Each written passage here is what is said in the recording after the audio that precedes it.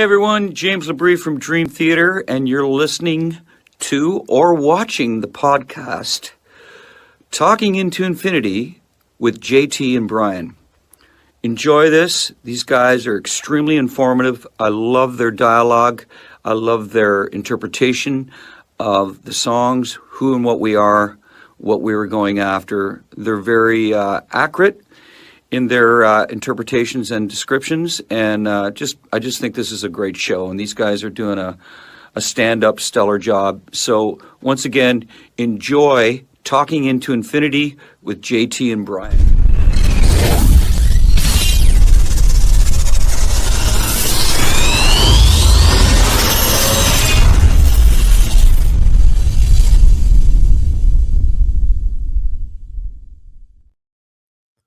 What's up, guys? Welcome to another episode of Talking Into Infinity, a Dream Theater-centric podcast. I'm your host, John. We are live on Facebook, YouTube, talkingintoinfinity.com, the cmsnetwork.com, and the CMS Network Rumble page. We are at those locations every other Thursday at 7:30 p.m. Eastern Time. If you have not done so already, please remember to click the like button, click the subscribe button, and hit that notification bell, always on YouTube, of course. And that way you are notified every time we go live. Brian is off tonight. He is off doing family stuff. He is heading to St. Louis again, doing his whole thing about being, I don't know, 8 hours away or whatever the hell it is. So he's taking a vacation, which is good because it leaves me running the show solo, and I get to have an incredible time tonight with a guest that we had on a few months ago. And everybody loved his first appearance on the show. They're like, when's this guy coming back on? When's this guy coming back on? And we were going to have him on anyway, but we have a perfect excuse to do so now because he has recently released a book. And that book is Don't You Know Who I Think I Am? Memoirs of a World-Class Smartass. And it is a big, thick book. I've got my copy. I got it, right after it came out. So I've got mine right here. You can get it on Amazon. I did post the link to the book in the chat there for anybody who'd like to pick up a copy. And yeah, he's back for more mayhem and tales of blowing shit up on the road. He is, of course, a friend of show, Pyro John Watkins. What's up, man? How are you? I'm very well, very well. Well, thank you very much for coming back on the show, man. Like I said, the old cover. The new cover is better. There we go. So I was going to ask about that because that's what it shows on Amazon, and mine has the different one. So I've got apparently the updated one. So that's pretty good. So yeah, everybody the last time you were on were very excited to have you back. They loved your stories. They were like, this guy's crazy. So it was an awesome appearance. First and foremost, I do have to say you are a terrible promotion man, because you were talking about, oh yeah, I'm writing this book. And it was like, okay, sweet. That's going to be a great read. And then, a few weeks after you were on, all of a sudden on your Facebook, it's, hey, my book is out.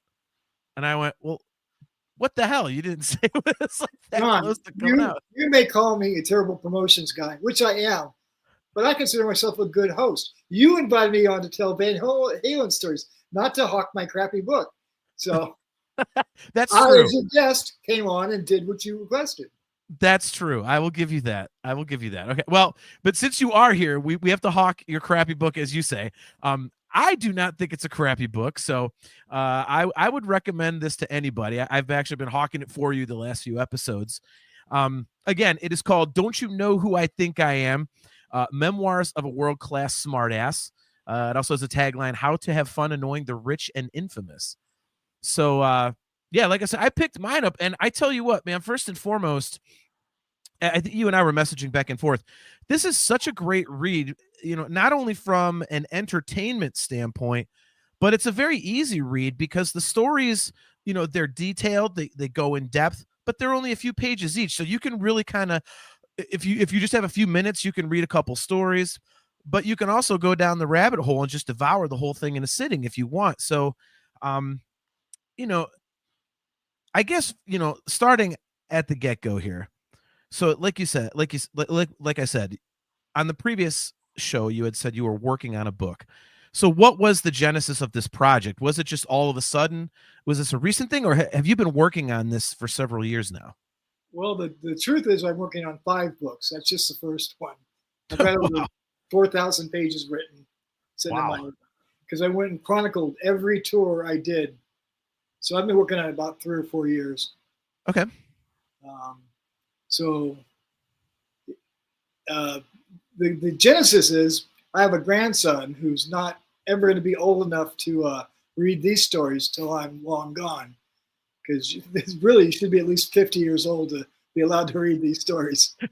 Right. So, who's going to tell him who his grandpa was if I don't? So that's where it actually really started with Rick James when he left me out of his book.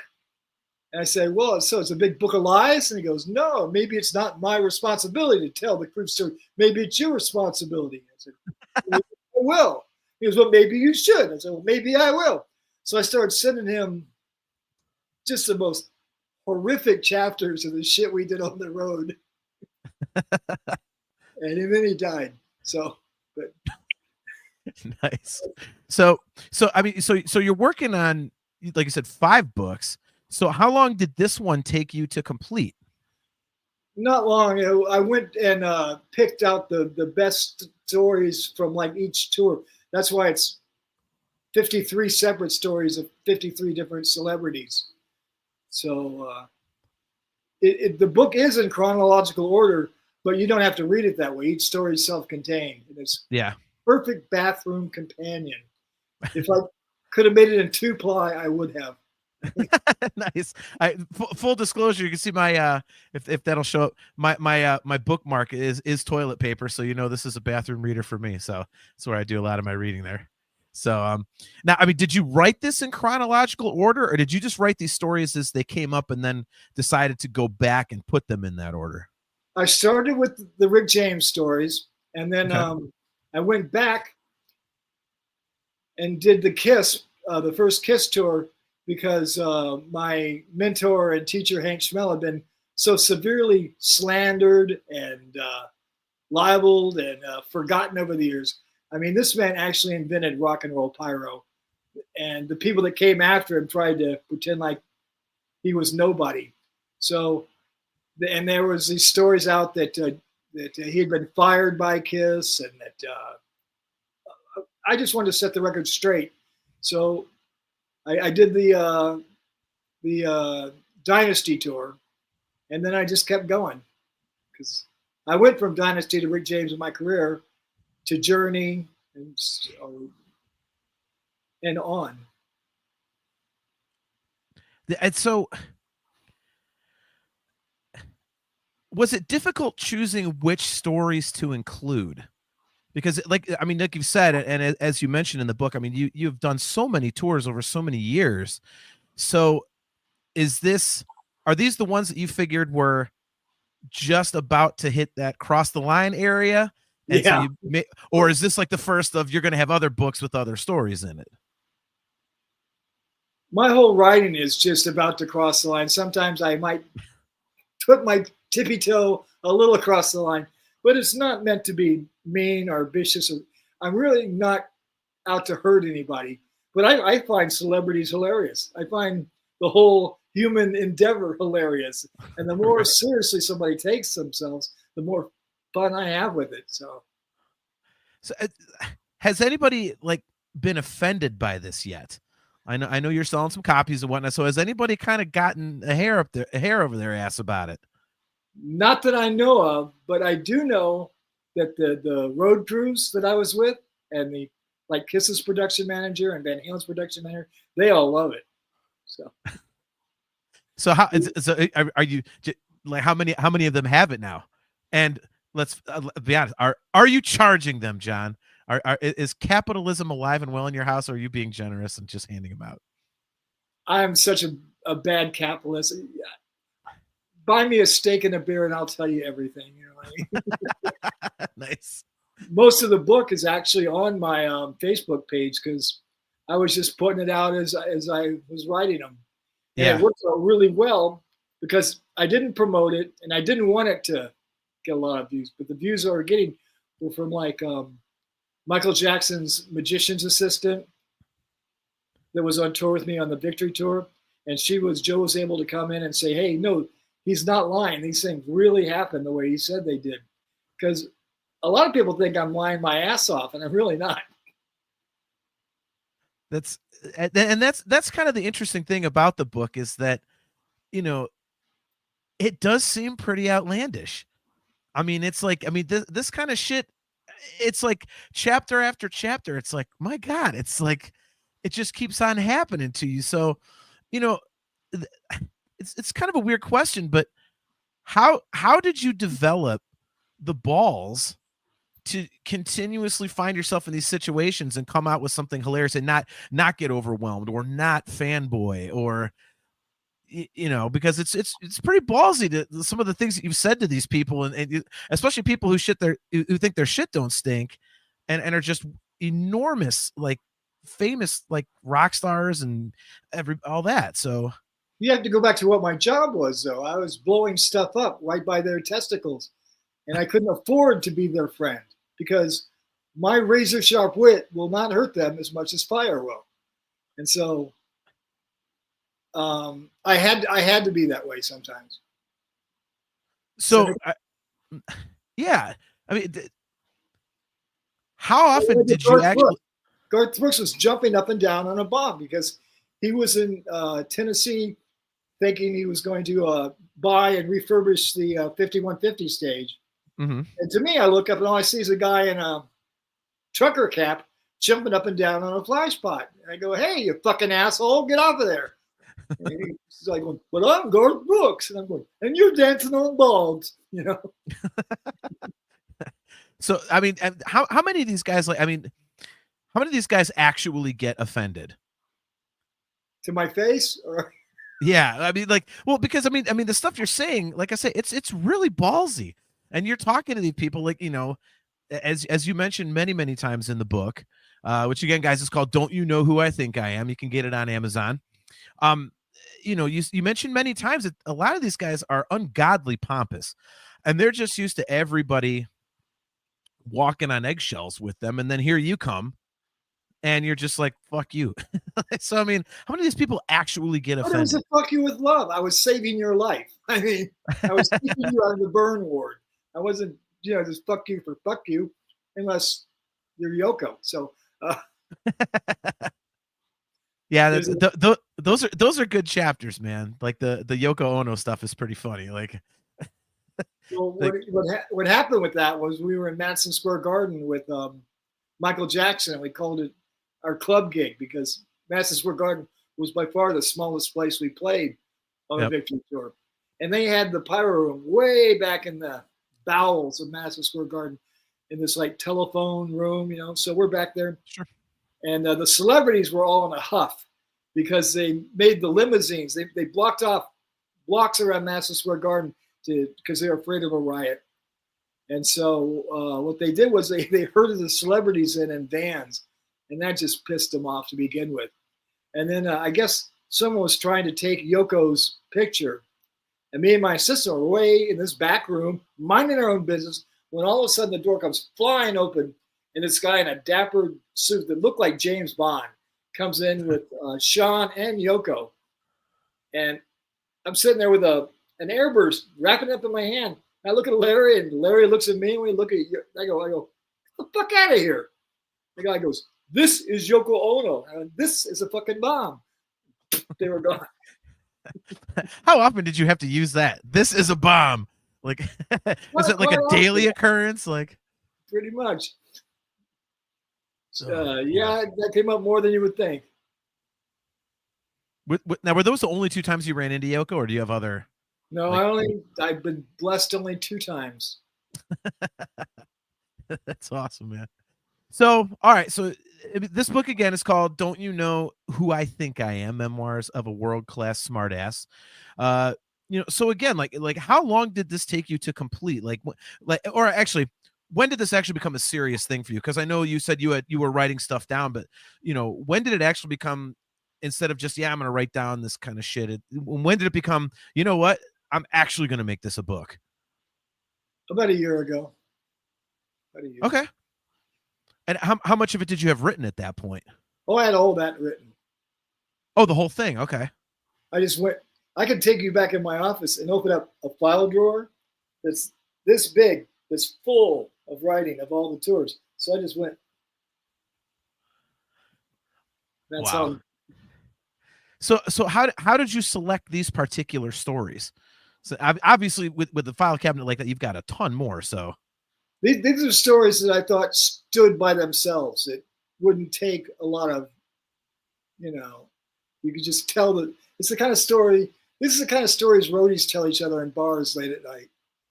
Right. Oh, yeah. The real deep inside stuff, but it doesn't take a whole lot of setup or afterwards. I took the stories that just were self-contained. Okay. A couple comments here in the chat for you. Our good friend Discuss Metal Joe, good to see you, man. He says, how do I get an audiobook of this one? And K.O. McLeish concurs. He said, yes, I too would like an audiobook. Funny they should say that. Because I don't know anything about that. So I'm just dicking around. But I've been, because I don't want somebody like James O. Ray trying to read my stories. And then the girl took off her brassiere, because that's not me. And I don't have the voice. But what I'm doing is you saw I started the what's it called? The Fire in the Hole podcast now. Where I figured out most of the rockers I know don't want to read a book, and they especially don't want to read a book that has almost no pictures in it. So I'm gonna don my old bombardier's hat.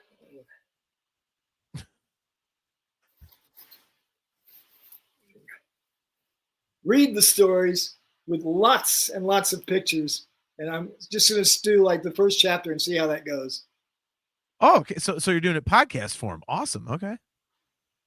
Very cool. Oh, look at. I'm not a reader. No, I'd like to tell.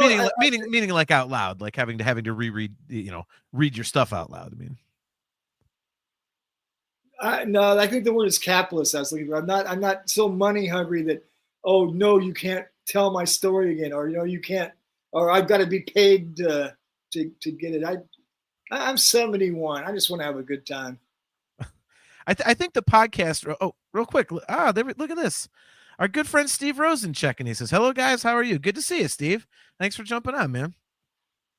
Get Steve to say it's a big book of lies about Alex. When we had Steve on the last time, we talked about Alex's book, and it was that was a great conversation. We'll just leave it at that. It was I'm sure you can imagine. Hi Steve. So yeah, Steve, I think that a great time at the guitar show here in Las Vegas. When was that? Steve and I just had a great time at the guitar spectacular in Las Vegas. The guitar spectacular. Yep. Steve says, good to see you guys. All lies. I taught John everything he knows. That's true. That is true. Before him, I didn't know how to be with a man. So how long ago were you guys hanging out in Vegas at the guitar fest or whatever it was? Hours till I made a nuisance of myself, and he when was that? Like, was that like a couple months ago, or when was that? No, like a couple of weekends ago. Oh, okay, very cool. Yeah, I mean, going back to the audiobook version thing, but yeah, I think the podcast, kind of reading a chapter that way, I think that's a great way to do it. I mean, it's and I think it fits the book itself very well. I think that's a really good idea because, as I mentioned, you could take this in little chunks and you don't have to commit if you don't want to. Yeah. Another Brian joke. Yeah. Steve Rosen, an afternoon was all I could take a couple weekends ago. Lots of fun. Yeah, I think that's a great idea, man, because like I said, you could, just do like tell one, read one chapter and like you said, show some pictures and stuff like that. So, are you doing that yourself? You gonna have a co-host on there? Like, how do you think you're gonna work this out? Come here, co-host. Come here, baby. The perfect co-host. There we go. Puppy's like, why are you grabbing me, man? I was perfectly comfortable over here. Brian and I are huge. I'll tell you something about Steven. Steven is such a nice guy, and he's so easy to be friends with that you forget how famous he is until you're around other people. And all of a sudden you realize, wow, this guy's a big shit, you know? Right. But he's such a genuinely nice guy. Yeah, like I said, when he's been on our show, it's been just great interviews. I mean, the guy, he's such a wonderful interview, and just his breadth of knowledge about guitar and everything is just so expansive. And Tone Chaser is just a phenomenal book. Steve, just for you, we're actually my band is playing with that Van Halen tribute band Jump in August, and they've got Tone Chaser on their website, and I actually have an email into them. I've been emailing with them a little bit, and I asked to see if they actually have copies of Tone Chaser at their merch table. So I'll be hawking your book live on stage. I believe the date's August 16th in Sunbury, Ohio, Steve. So there you go. So, yeah. All right. So getting back to the book, I know you talked. It was a couple weeks ago, but it said the sales are going pretty good on this one. So how have the sales been? How's the promotion been doing? I know you've been on a few other shows as well, kind of doing the press junket, as it were. Well, referring back to Mr. Rosen, he says it's going incredibly well for a first-time writer. So bow to his expertise. So. How many copies are you up to in terms of sales so far? A couple hundred. Damn. That's awesome. I think when I saw your last post about it, it was only up to like 100. I mean, I can't say only, because that was shortly after it came out, but still, yeah, that's awesome, man. So you mentioned that you're writing, 5 other books as well. Are those basically in the can, and you're just like putting them together? Is this, kind of like the next one's going to be how I got to be a Pyro guy in the first Kiss tour. So okay. Basically the end of the 70s for me. But I was with Bill Graham for a number of years before I ever went on tour. Yeah. The great Bill Graham. Yeah. I was going to ask you, talk a little bit about him, because you've got some great stories involving him in the book, but it's kind of like, the ones in the book, like he was a pretty large character, pretty gruff from the sounds of things. So talk a little bit about him, because you did get your start with him. You kind of, I can't say lucked your way in, but you basically cold called a few people to get your first security job that got you in with Bill Graham Presents. So talk a little bit about Bill, because he is a legendary figure, and you actually knew the guy. Yeah, well, there's few people. First off, he was like a father figure to everybody at BGP. I mean, if you didn't know the man, it'd be hard to explain. I mean, he was a true star in his own right. As you know, he was an actor before he was a promoter, and he went on to be in Bugsy and a couple other movies. He was in Apocalypse Now, which was a great scene, because you have to see the second version, because they cut it out of the original. But in the second version, it's pure Bill. He's like going to they come across, they're riding the boat up into the, into the river, and they come across the helicopter, and it had gone down. And Bill's all, 2 cans of gas, you can fuck the bunnies. Nice. So yeah, so what was he like to work with on a, day-to-day basis? He's one of those guys that you knew when he was in the building. You didn't have to look. He had so much charisma, star power, or just menacing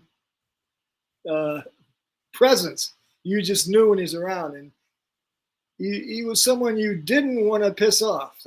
That's for sure. You do have that awesome story in the book about "fuck you, Bill Graham." That's a damn good one. So well, that was before. See, I didn't know his whole story then. To me, it was just this Bay Area landmark that that did concerts. I didn't realize the story about escaping from the Nazis, and I didn't know how instrumental he was into creating the whole concert scene and stuff like that. To me, he was just this figure that was like you could piss off like that. And being your typical Vermin concert goer, you're always looking for something to amuse yourself while you're waiting for the next band. And so one day we're sitting there, and Bill's, we got some up and coming shows coming up to Winterland. We got Stevie Wonder, and this kid one time just yelled, "Fuck you, Bill Graham!" And you'd think somebody of that stature wouldn't get pissed. He got boom, dove off the stage, beat the shit out of the kid. We're going, that could be fun. So we invented this game called "Fuck You, Bill Graham," that we just wait to the right moment when he wasn't looking. Go, "Fuck you, Bill Graham," and we'd point at somebody that was maybe taller than us and was standing in front of us, and he'd jump in the crowd and get rid of them for us. So it was great. That's one of my favorite stories, because it's like one of the only ones that involved you actually backing down. I was like, all right, this guy must be like pretty serious if Pyro's like, yeah, I think I'm done with this game. The one day he got a good look at me, and then he took a second look, and a third. I said, "Wait a minute, he's starting to catch on." So it was time to put that game away. Did you ever bring up that game to him once you worked for him? No. He would not have found the humor in that. Bill was a funny guy. I sat there. He, when I wanted to go on the road, and so that he wrote me this glowing letter of recommendation on his station. Great, just a wonderful, nice thing to do. And I asked him for something later. He goes, "Hey, I wrote you a fucking letter. Blah, blah, blah, blah." Calm down. So when I got my job on KISS, I'd already done some comedy shows for Bill, and I didn't know that he wanted me, that I was up for being that he was going to buy a comedy club called the Punchline in San Francisco. I had no idea. And I was going to get a job there as the MC. Nobody told me. So I took this job with KISS. And at my last day on the green, which is the Oakland Stadium concerts, the all day, in the sun, I was a trivia question up on the actual Oakland Raiders scoreboard. So Bill comes up and he goes, I hear you're leaving." "Yeah, I'm fucking hungry, blah, blah, blah, blah, blah." Damn. So I come back, and we finally got a break on the Dynasty tour. And so I go back to the office in San Francisco to see my pals. And all I hear from behind me is, $10,000 fucking dollars. Oh, I know that voice. $10,000, are you out of your fucking mind? And I look up, and it's Bill. He's like going, "You want $10,000 fucking dollars guaranteed for Saturday night for this piece of shit carnival show, blah, blah, blah, blah." I go, Bill, I'm just the Pyro guy. I don't have anything to do with the retainers and the writers in the business. I go, "Look, here, have some Gene Simmons picks. It's all I got." So we're about to play San Francisco, and I get home the day before, and I go to my parents' house. And I go to the San Jose box office, and I look through the window to see how the show sold out. I can go home. So I went to Bill's office. All of a sudden, "What the fuck are you doing here?" I went, saying hi. He's like, You said there was no second date." I go, "There was no way to add another date. And here you stand right in front of me. There could have been a second date." I'm going, Bill, I don't book these shows. Look, I don't even have any picks left. I mean.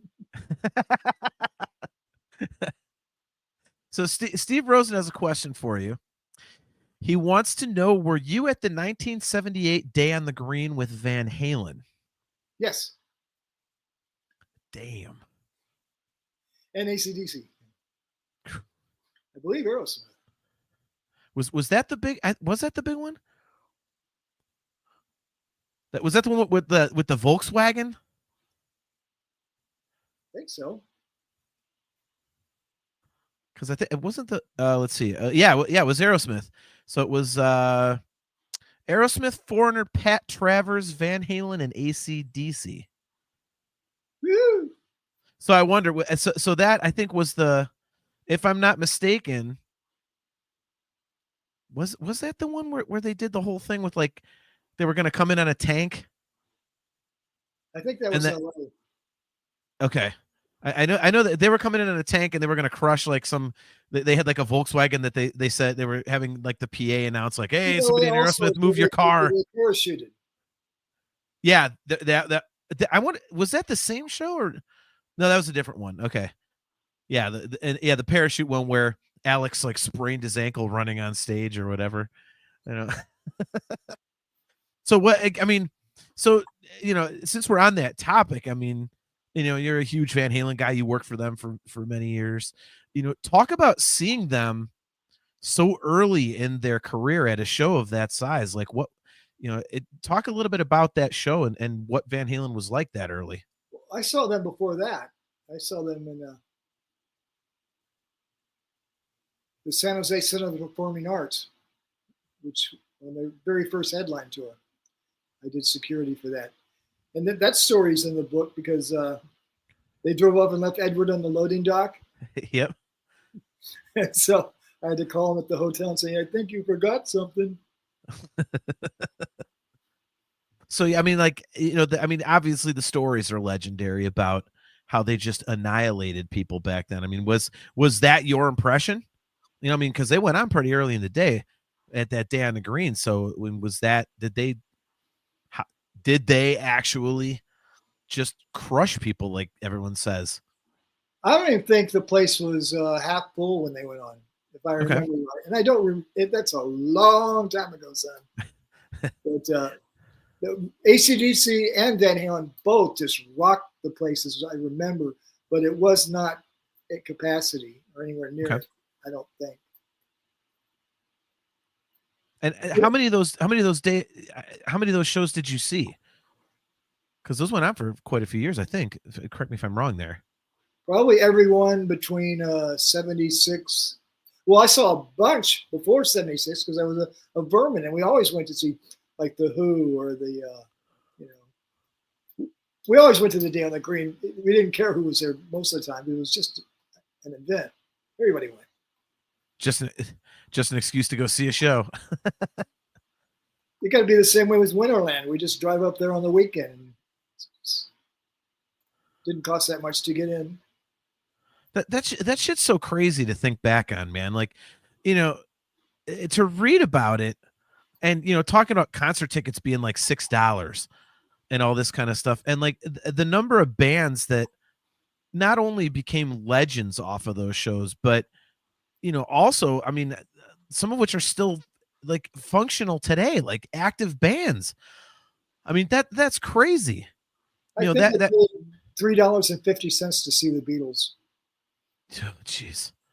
How long did the Beatles play when you saw them? About 20 minutes, maybe 40. Okay. Maybe 30. Yeah, I had heard that like their shows were like notoriously short. So I remember they played Ticket to Ride. That's the one I remember. Greg Turner, thanks for tuning in, man. He says, I still owe John Tacos an album and Power of Attorney. Tosser. I nicknamed him Tosser Turner. Yeah. He's a bass player, so you got to kind of talk slow with him. He's a bass player. Looks like he's got guitars in his profile picture. Look at that. He's faking. He's adding strings. So yeah, getting back to the book, once again, guys, it is called Don't You Know Who I Think I Am? Memoirs of a World-Class Smartass. I'll post the link to the Amazon page for it there in the chat. Again, I highly recommend picking it up. As John said, there's 53 stories in here. It is over 300 pages. And there's just some great stuff in here, guys. Like some of the stuff about like some of the biggest names in the business, John Bon Jovi, as John mentioned, Eddie Van Halen, Gene Simmons, Chuck Berry, Ted Nugent, Michael Jackson, you name it, Garth Brooks, all these different people, even non-musicians, Mikhail Baryshnikov, Billy Crystal, all kinds of people in here. Emmanuel Lewis, That was a good one. The way that chapter was written, I was really expecting to be like, holy shit, there's like a raccoon in here or something.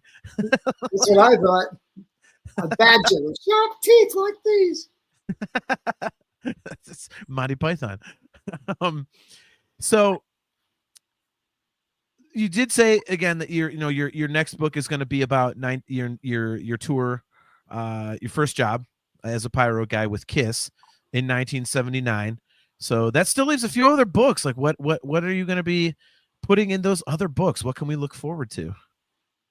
Well, the Van Halens, all the Dios, all the Journey, all the Rick James, the Victory Tour, Pink Floyd. So are these going to be like individual books on each tour, or are you going to kind of combine a few into? I would assume Van Halen's going to be all one because you did work, multiple tours for them. I might just go chronological and have like the first part of the 80s, the second half of the 80s, and the first part of the 90s. Okay. Because the first one's the end of ends at the start of the 80s. Okay. Can you imagine spending the 80s with Rick James? Well, I mean, and he's the craziest, but I mean, a lot of those guys, I mean, that was like the decadent decade. And I mean, you were right there with all of it. I mean, even stuff like, I mean, you were talking about, that might've been the early 90s at this point, but I mean, the Bobby Brown story. I mean, that was like, I don't want to give that one away because that one I was like, that is gnarly. It's just gross. So like, that, yeah. Right. No, nothing's as gross as the Whitney story. Yes, that one. Yes, that is nasty as well. See, that's I think that's part of the charm of the book. Like, charm is a soft word, but for a book like this is that it's like it does run the gamut. You go from like cool stuff like your very first celebrity run-in with Fred McMurray, and then it goes all the way through to stuff like we just mentioned, like the Whitney Houston and the Bobby Brown story. Like it's really all over the place, which is pretty cool, man. I like how it jumps around. So when you were doing this, and this, I'm not familiar, with putting out a book like this, of course. Discuss Metal Joe to Greg Turner, a pyro of attorney. Nice. So, Steve, great to see you, man. Appreciate it. He says, I have to jump, guys. Great conversation. Buy John's book, everybody. He's the real deal. See you, John. Later on, Steve. Great to see you, man. Thanks for jumping in. A few people know that I wrote Jump. So. Nice. In fact, few people know that 5150 album cover behind you. Yeah, I posed for that. That was you? I was younger then. So you were Atlas. Yeah. Nice. So yeah, so when you write a book like this, what are the legalities of using like names and actual people? Is that are you allowed to, or did you have to go through a whole lot of legalese and jumping through hoops to get to be able to put these stories in there? I did my due diligence research, and from what I understand was I can write about anything that was part of my life. So every story in that book is something I saw with my own eyes. Okay. Well, they can't, because I was there, I can write about it. I can't tell stories that I wasn't there for. I can't say things that aren't true. But if I tell my life story, there's nothing. And I'm not mean. I think the reason people go, aren't you afraid that someone's going to sue you? And I know, because every one of these people knows the book I could write. Yeah. So. So you're saying you're holding back on them. You are being polite. Because I'm not out to hurt anybody. I don't want to, ruin anybody, really hurt anybody. But you just want to make fun of them a bit. Right. So has anybody reached out to you? Like any of the story subjects? Has anybody reached out to you, or is that yet to happen? I talked to Bruce Kulick from Kiss, and I told him, I go, I'm sorry you're not in the book, Bruce, but you were never a big enough asshole. He liked that. I'm sure he concurs with you about Gene Simmons. I would guess. I won't say. He liked the fact that he wasn't a big asshole. That's awesome, man. So, all right. So yeah, so the book is Don't You Know Who I Think I Am? Memoirs of a World-Class Smartass, by, of course, our good friend here, Pyro John Watkins. Keep an eye out. Apparently he is putting out more books. So guys, again, I would highly recommend grabbing a copy of this. Like I said, I got mine and I just went through it just like wildfire. It's a very easy read.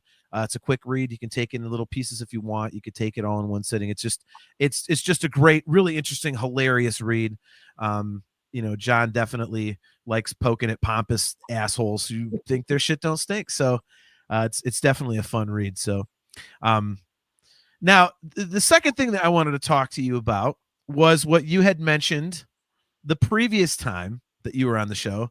And you had mentioned that you had some Van Halen stories that you wanted to share, because last time we were kind of going, you know, kind of running the gamut throughout your career.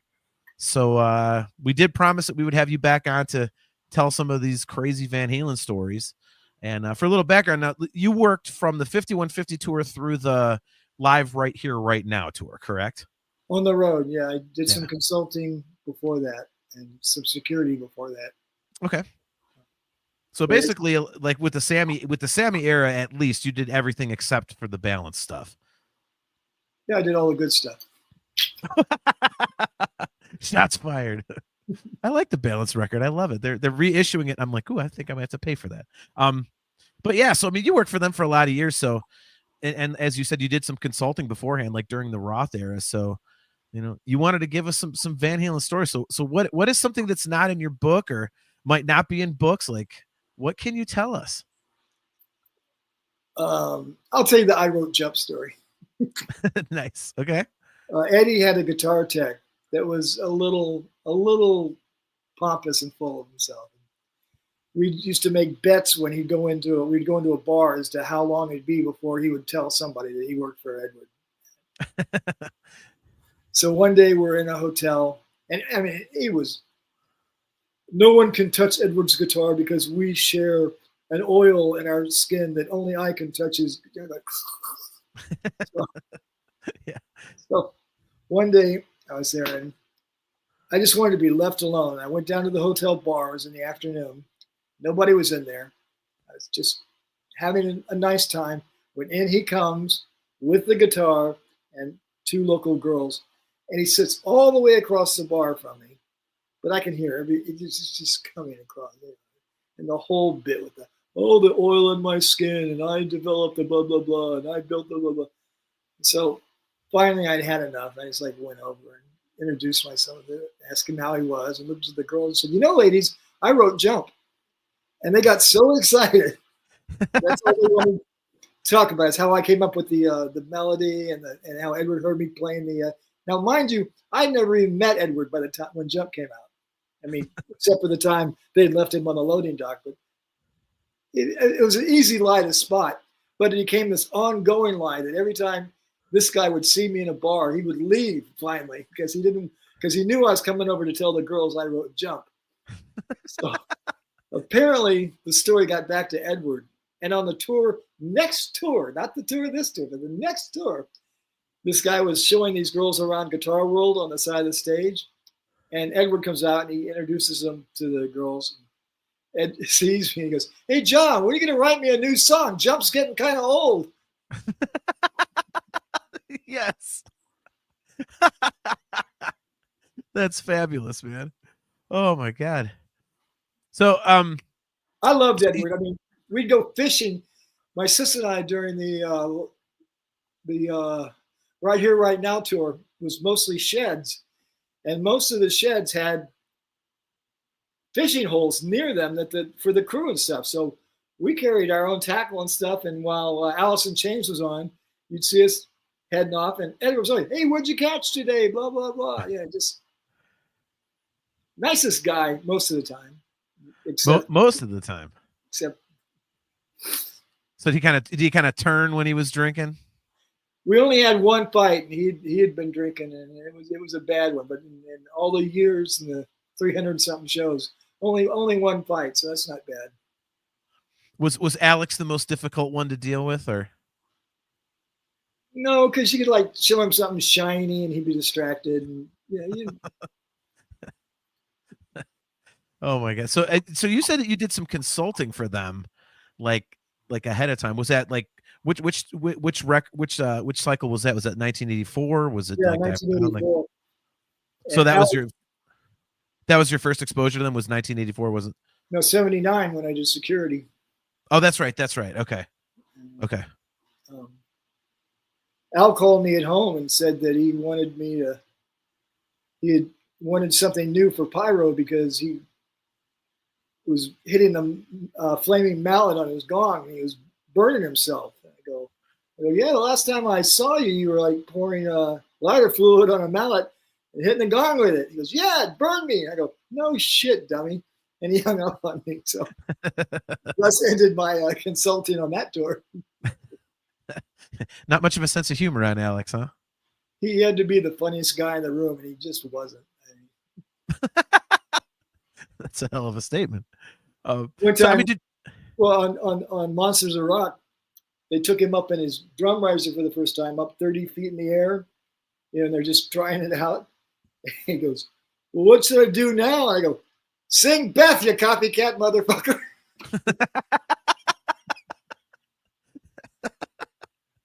Oh, so I left the building before he came down.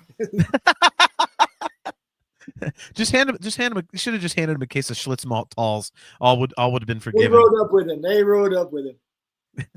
He wouldn't let those out of his sight, huh? One time we used to have a Van Halen bowling team, and they would rent the entire alley out, and so the crew and the band would go and they put security around. And then they announced on the radio to girls if they wanted to come out and bowl where we were at. So we sit there one night, and Al, he goes, he got on he goes, I'll bowl anybody $1,000 that has the balls to do it. And I'm on the very far end, and I'm just about to throw the ball, and I kept it, and I vaulted down over all the little bowling things. Yeah. I'll take that bet, sir. And I whipped his ass. Did you get the $1,000? I did. We had a big nice. Sammy mentioned in his book that Al was like a huge gambling guy. Like he said he bet on everything. We got to almost the last 3 frames, and the accountant, I was beating him so bad, the accountant wanted to bowl for him. And I go, no, you can't. He's got to bowl for himself. So we get to the end, and the accountant's mad as hell. He goes, he's counting the money out, and he goes, Al goes, yeah, you were lucky. Go, yeah, double or nothing. The accountant just pushed me. Get out of here, Watkins. Yeah, like I said, like Sammy mentioned that Al liked to do a bit of betting. He tells a story in his book where he said that he bet him like a car. It was like a BMW or something, and he actually made Alex pay up, and Sammy gifted the car to one of the crew or something like that. Were you aware of that? Like, is that something you were privy to? That doesn't surprise me in the least. Was that the only time you saw Alex making bets on stuff, or were there other times? Yeah, it's the only time I saw him bet. Yeah. Were you looking out for other bets after that to make some side cash? Roadies will bet on anything. I mean, I bet one time the whole crew that I couldn't get Gene Simmons to go to the movies with me, and I did. What? Okay, you got to tell that story. The crew was bitching as they did. This was on Revenge, and Gene had gone off on a bunch of them, and they were that fucking asshole. I go, no, you don't understand. He's just a sad, confused little Jewish boy that never had any friends. He was a pudgy little boy that nobody liked. You got to be nice. You got to understand that. You need to be his friend. They go, fuck you, be his friend. I go, okay, I will. I go, maybe I'll take him to the movies. And so that's all it took. Roadies will bet on anything. Then the money started coming out, blah, blah, blah. So I'm going, oh God, now I've done it. How am I going to pull this off? It just so happened that coming up weekend, Dracula was going to open. The Francis Ford Coppola version. Yeah. Mm-hmm. And so I went up to my Dark Lord and said, Gene, the Dracula's going to open. You should have been in that movie. So, yes, you're right. And so I go, you want to go see it? And he goes, okay. So that Friday, I showed up at this, at whatever town we were in, and there was lines, long lines, because it was the very first showing.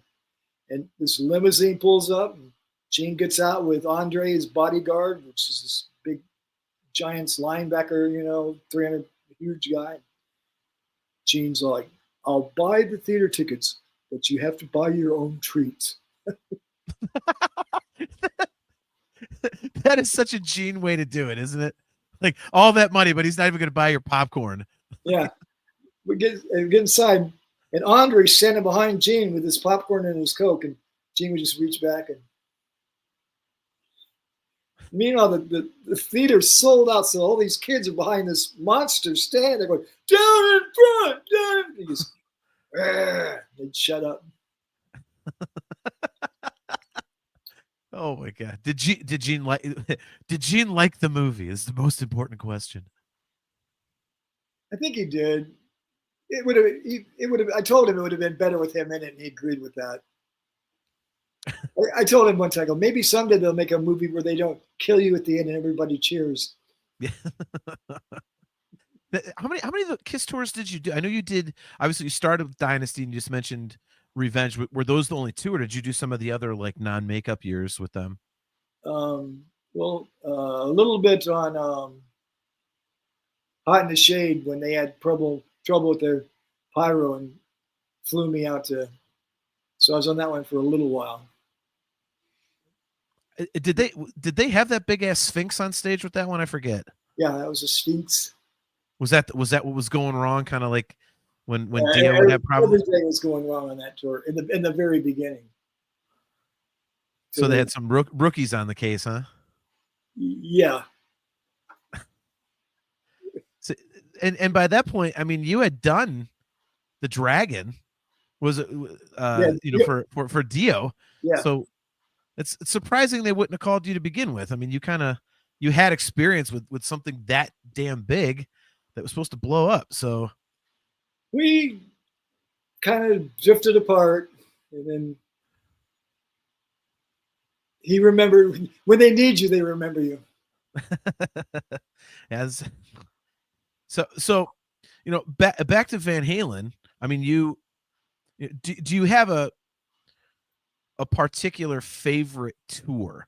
I mean, was it all pretty much the same, or I mean, because I know in the last show you mentioned the 5150 was just, the vibes were just so damn good, but how were the rest of the tours with them? Obviously throughout, OU 812, and then for An Awful Carnal Knowledge and stuff like that. I mean, how were the other tours? The Van Halen tour was better than the best of any other tour I did. So. Wow, that good, huh? And I attribute that mostly to Ed Loeffler, the manager. So.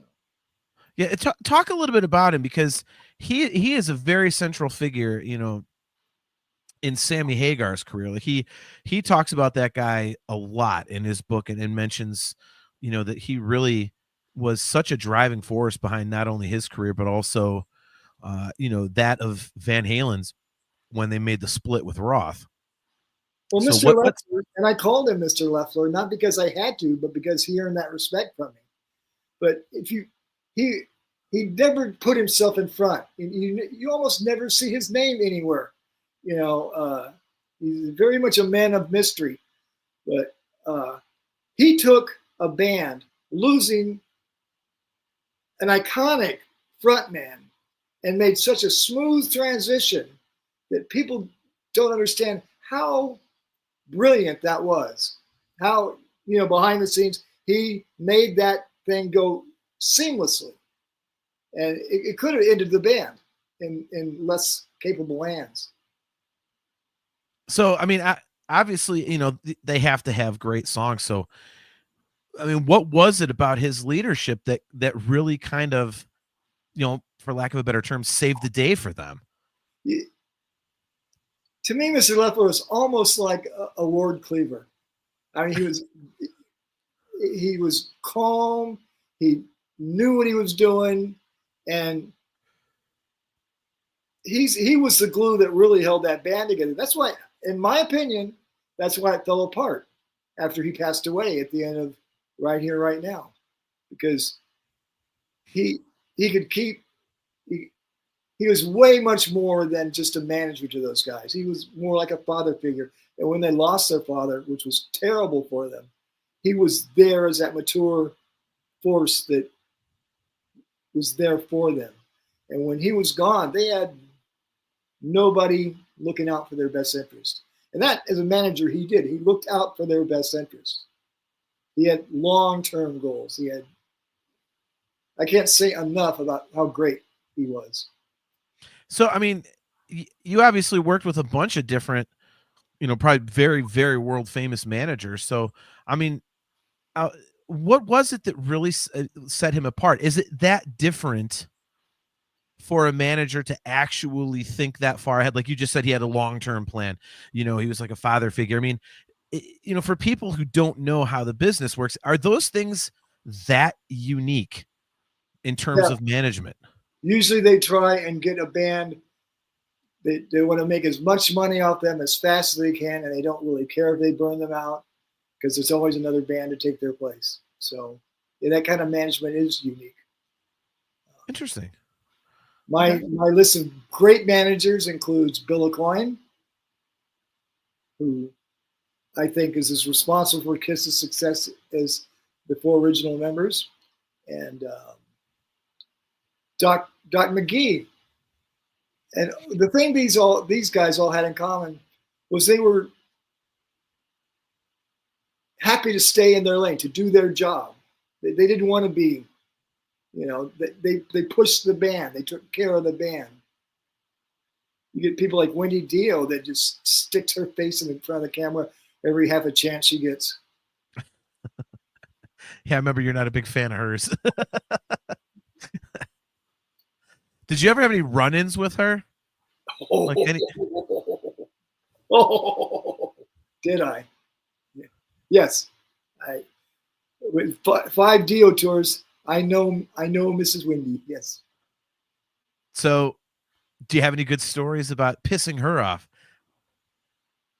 Well, there was a time when we were, I think it was Lock Up the Wolves, and I was always careful to have a good contract with her so I wouldn't have to have fights with her later on.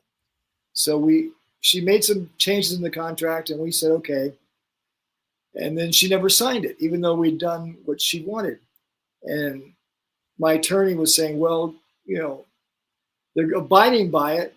They just haven't signed it. And so she's running up a fortune in bills with this attorney, calling her saying, when are you going to sign?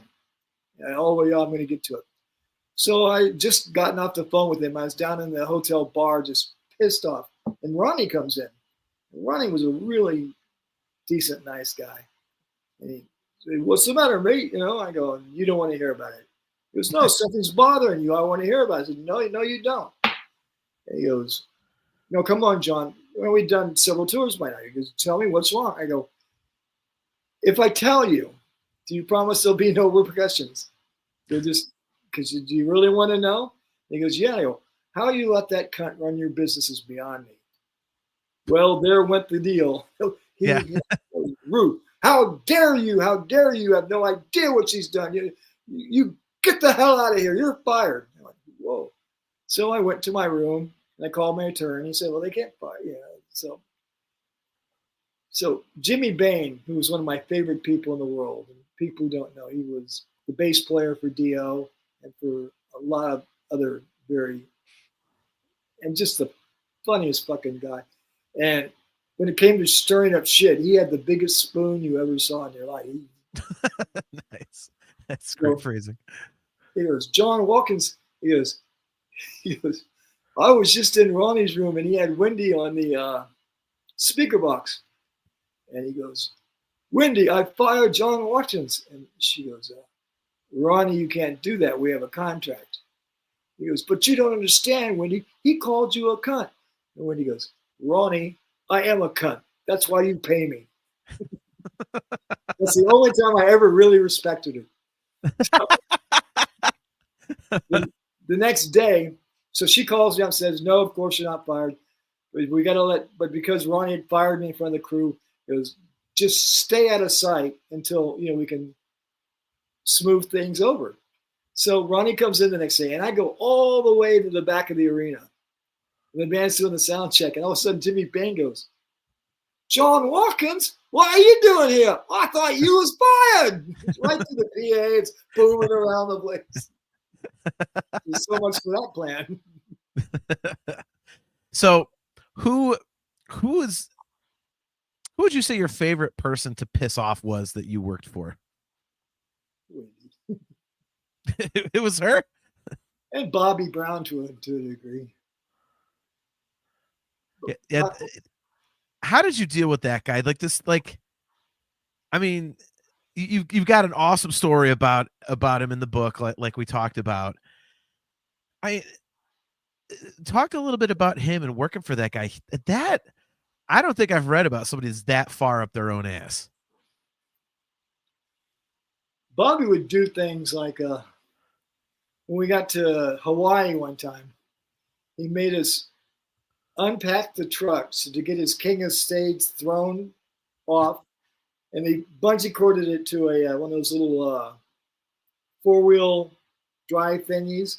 Yeah. And he drove up and down Waikiki Boulevard, sitting on his throne like Granny Clampett, with his bodyguards around him on mopeds going, Bobby, Bobby, Bobby.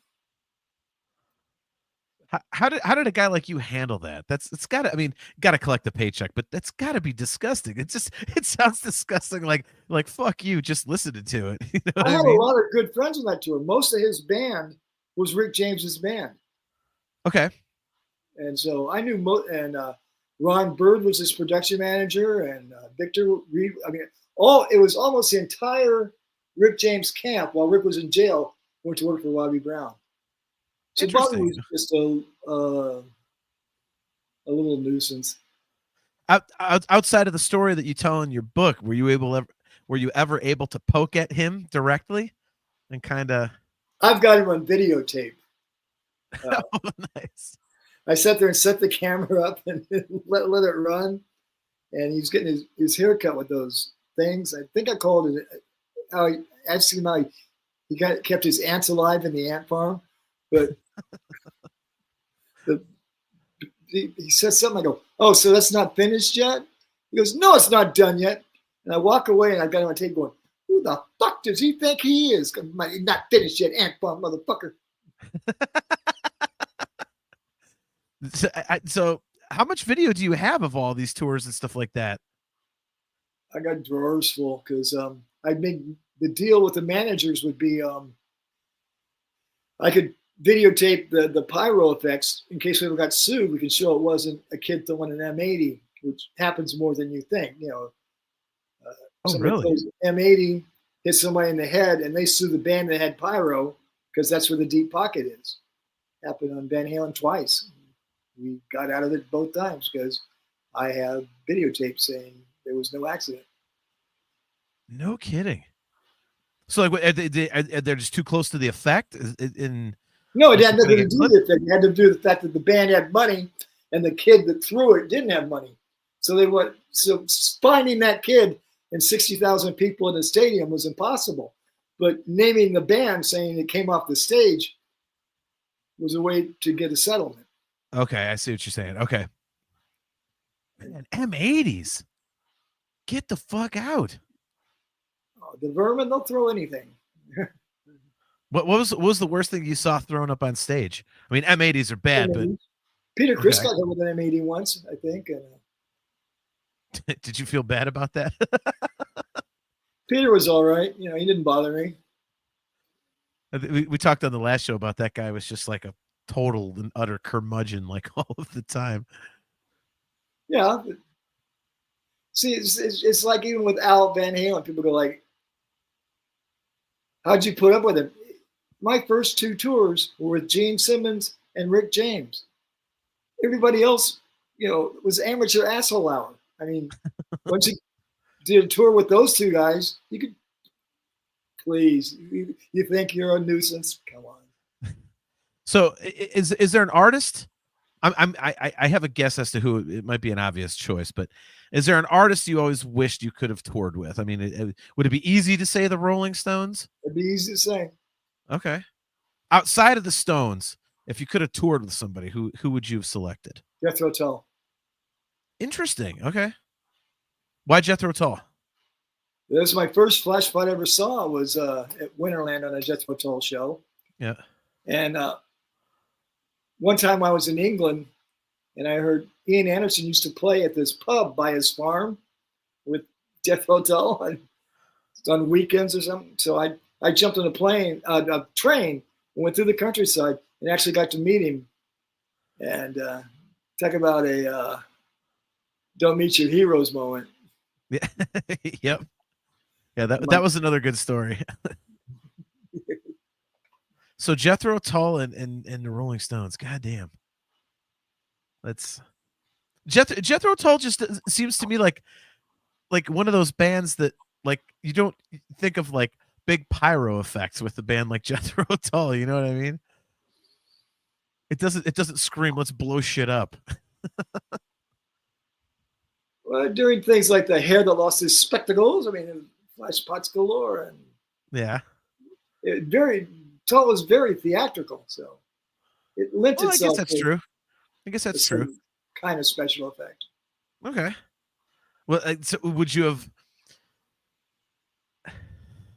No, I guess that actually. Yeah, I mean, how what would you have done to like kind of like enhance what they do? Because again, when I hear it's not overly bombastic music. So when you have something like that doesn't, it's not like a Van Halen or a Kiss where, like what do you do as a pyro guy to kind of enhance it and really kind of amp up the energy? Like what's the technique there? I'd really have to look at a specific set list, a run through just offhand.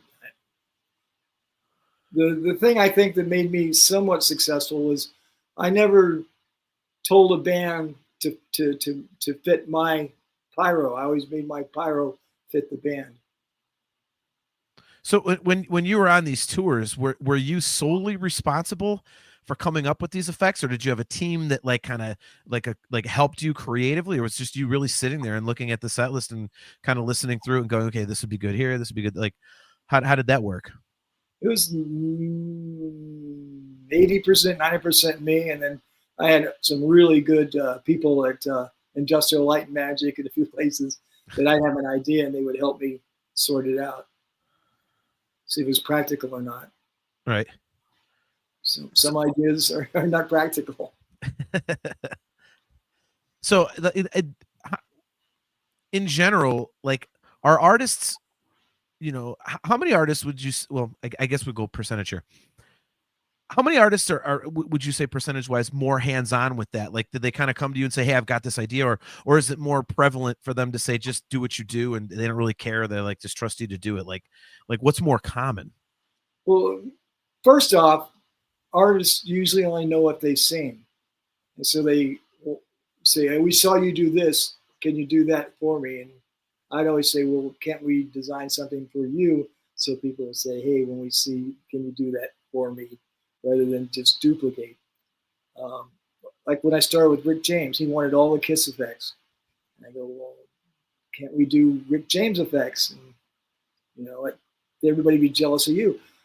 And it got to the point where I said, well, look, I'll make a deal with you. I'll design some effects for you. And if you don't like them, we'll give you Kiss effects.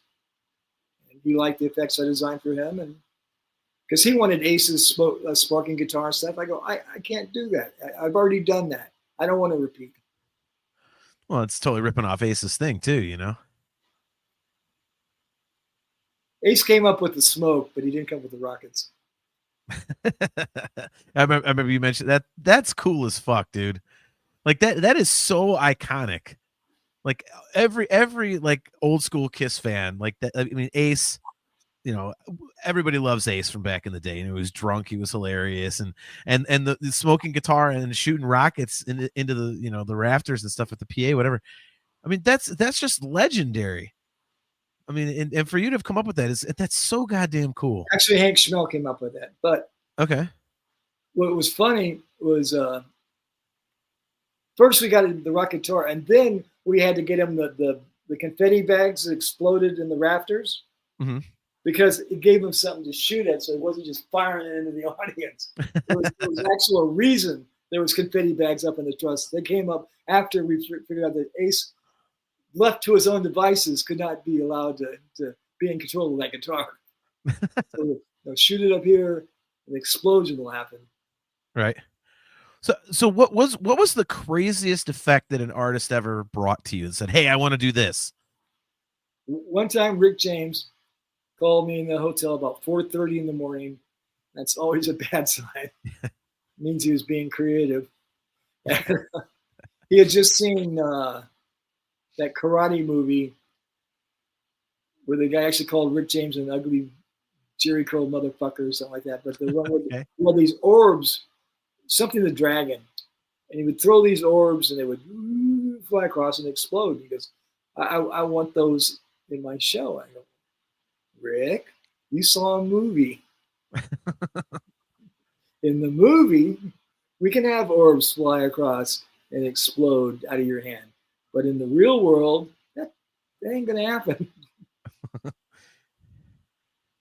So, go ahead. Sorry, I didn't mean to cut you off there. I just remember one time with Rick, we had this a Bic lighter that was huge, like 4 feet tall, and everybody got your Bics, and Rick would hit his, and this big flame would come out of it. Well, I kept that nitrocellulose flame powder in a cup on top of my Pyro board. And at the time, Rick was dating some model. I'd seen her picture. I mean, she was pretty well known. I can't think of her name, but we'd always, just because somebody's famous doesn't mean you want them around you, because sometimes they're like really stupid. Yeah. So we used to play the game of, hey, Rick wants you on the other side of the stage, and she'd go on the other side of the stage and be their problem for a while. Well, one day, all of a sudden I got called into they came running in a panic halfway through the show. I had to come back to the production office. And I go back there, and there she is with this big silver mustache and thing all around her lips. And she had taken her drink, and she couldn't drink her 7-Up out of a can. So she poured it into the cup on my firing board and drank the bomb juice for the lighter. And so they're asking me what's in it. They're calling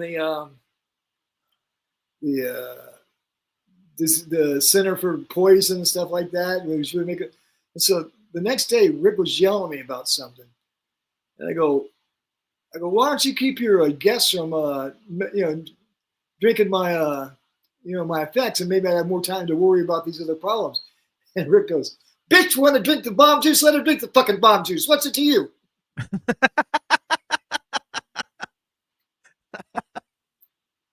Oh my God. It's like, how, like, was the stuff like at the point she mixed, Sprite with it or whatever the hell, like, was it dangerous still? Like, if she had been around an open flame with that shit on her face, like, would it have like blown her up? Like, it was wet. That's what I was wondering. Like, yeah. She didn't just, I don't think she swallowed, but enough to get a tongue in her, just like silvery mirror-like. Oh God! Surprised she didn't start using it for lipstick. It's so beautiful. Just go in the kiss to her like that. Well, John, I appreciate you coming on the show. It was awesome talking to you again, guys. He has put out a book called "Don't You Know Who I Think I Am? Memoirs of a World-Class Smartass." You can pick that up on Amazon. Where else can you get the book? Are you just going solely through Amazon? Through Amazon, yeah. Okay. So yeah, pick it up on Amazon. Again, it's called "Don't You Know Who I Think I Am?" It is by Pyro John Watkins. And man, it was awesome to talk to you. And hopefully we can get you on the show again sometime in the future. And as always, I love you, Vicky. Fuck Live Nation. I love it. All right, man. Well, I'll put you in the green room. I'll close up, and then I'll talk to you in a couple minutes here off air once we go off air. Okay. Thanks, man. All right, there he goes. Pyro John Watkins, friend of show. Guys, not to be a shill, but I am going to be a shill. Here's the book, Don't You Know Who I Think I Am by Pyro John Watkins. It really is an awesome read. It's like I say, it's really, really funny. There's some great stuff in there. As I mentioned earlier in the show, John he's got this knack of just, like they used to say about the Marx Brothers, popping the pompous balloon. And he just really skewers some incredibly famous people. And there's some great stories in there.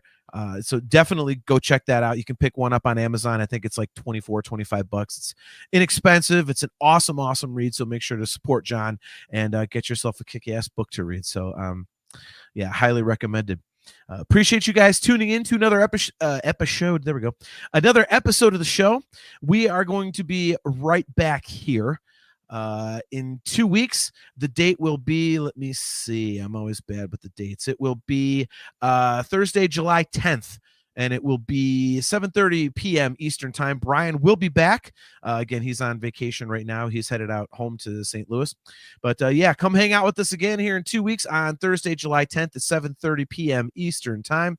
Appreciate all you guys tuning in the chat. Aaron Taft, Greg Turner, Discuss Metal Joe, Chastity Crawley, Cale McLeish, and of course our very good friend Steve Rosen as well. So until next time, guys, I am your host, John. And as always, y'all, carpe diem.